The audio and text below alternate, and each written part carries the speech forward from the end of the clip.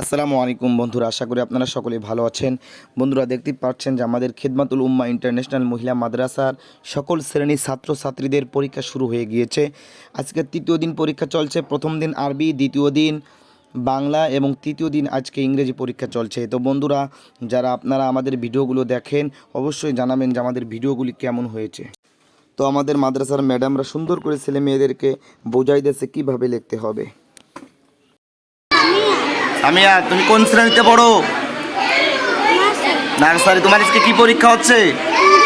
ইংরেজি। সুন্দর করে লিখতেছো? হ্যাঁ, প্রশ্ন কো দেখি, প্রশ্ন দেখাও। আচ্ছা, লেখো সুন্দর। তোমার নাম কি? কোন শ্রেণীতে পড়ো তুমি?